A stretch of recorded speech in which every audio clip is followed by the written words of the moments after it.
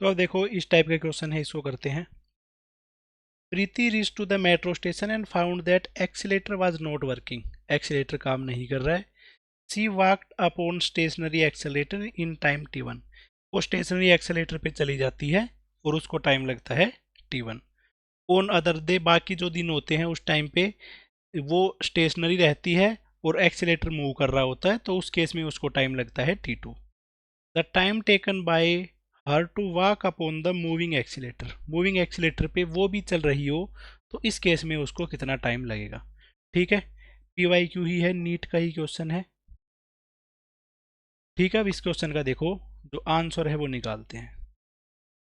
ठीक है, तो पहले इस क्वेश्चन को समझने की कोशिश करना कि इस तरीके का सिनेरियो है अपने पास में।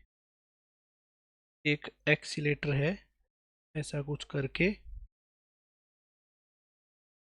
ठीक है, और इस एक्सीलेटर पे है वो पर्सन। इस पे बेस्ड अपने पास में 3 सिनेरियो बनेंगे, तीनों सिनेरियो जो है वो लिखेंगे हम। ठीक है, सबसे पहला केस अपने पास में क्या है कि प्रीति जब मेट्रो स्टेशन पे पहुंचती है तो वो देखती है कि जो एक्सीलेटर है वो काम नहीं कर रहा है। ठीक है, तो अब इस केस में हम मानते हैं जो पर्सन है उसकी वेलोसिटी तो मैं मान लेता हूँ ये है v। ठीक है, एक्सीलेटर है उसकी वेलोसिटी ये हमने लेट करी है। एक्सीलेटर है उसकी वेलोसिटी मैं मान लेता हूँ u। ठीक है, एक्सीलेटर के ऊपर जो वेलोसिटी है वो माननी है मैंने। ठीक है, नेक्स्ट इसमें, और एक्सीलेटर है उसकी वेलोसिटी में मान लेता हूँ u। सबसे पहले केस के अंदर में देखो कौन चल रहा है, बस एक्सीलेटर नहीं चल रहा है, सिर्फ ये पर्सन जो प्रीति है वो चल रही है। ठीक है, सेकंड वाले केस के अंदर में क्या है, ऑन अदर डे वो स्टेशनरी रहती है, एक्सीलेटर चल रहा होता है। एक्सीलेटर है वो मान लेते हैं u वेलोसिटी से चल रहा है, ये है स्टेशनरी। अगर दोनों के दोनों चल रहे हो, ठीक है, दोनों की दोनों चल रही हो तो उस केस में कितना टाइम लगेगा इनको क्रॉस करने में। ठीक है, और हमने मान लिया है लेट डिस्टेंस, जो उसको चलना है डिस्टेंस उसकी वैल्यू ले लेते हैं d। तो देखो सबसे फर्स्ट सिनेरियो है, यहाँ से मैं इक्वेशन बनाता हूँ। यहाँ से जो टाइम है उस टाइम की वैल्यू है t1, टाइम की वैल्यू हो जाती है डिस्टेंस अपॉन स्पीड, तो यहाँ पे आ जाता है t1 is equal to D upon V. इधर से जो नया टाइम t2 आता है वो आ जाता है d अपॉन, यहाँ पे जो स्पीड है वो सिर्फ u है। इधर पे मैं एक जो t टाइम है उसको मैं अज्यूम कर रहा हूँ लेट, वो टाइम है वही हमें निकालना है। उसका क्या फॉर्मूला जाता है, d upon U plus V, distance upon speed. इस केस में दोनों के दोनों चल रहे हैं। सबसे पहला काम अपने पास में यही होगा कि इनकी अपने 3 इक्वेशन बनाई जाएं।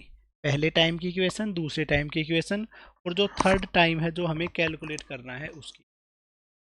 टाइम का फॉर्मूला हो जाता है जितना डिस्टेंस उसको चलना है अपॉन उसकी स्पीड, जितना डिस्टेंस चलना है अपॉन स्पीड, जितना डिस्टेंस चलना है अपॉन स्पीड। ये वाला फॉर्मूला है टाइम का।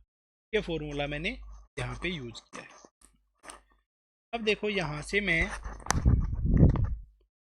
जो v है उसकी वैल्यू निकाल रहा हूँ d अपॉन t1। ये इक्वेशन नंबर 1 बन गई है। यहाँ से मैं u की वैल्यू निकाल दे रहा हूँ d अपॉन t2, जो कि है इक्वेशन नंबर 2। इधर से अपने पास में u प्लस v की वैल्यू निकाल ले रहा हूँ मैं, जो बन जाती है d अपॉन t। अब इक्वेशन नंबर 1 2 3 है, इन तीनों को मिला के सोल्व किया जाएगा। यहाँ से v और u की वैल्यू दोनों को मैं इसमें पुट कर दूंगा। ठीक है, तो अपने पास में आ जाता है put value of u and v in equation number 3। Equation number 3 में u और v की वैल्यू पुट करता हूँ। यहाँ से u की वैल्यू है d अपॉन t2, तो आ जाएगा d upon t2 plus equation number 1 से आई है d अपॉन t1 is equal to d upon t। यहाँ से जो अपने पास में d है वो कैंसिल आउट हो जाएगा।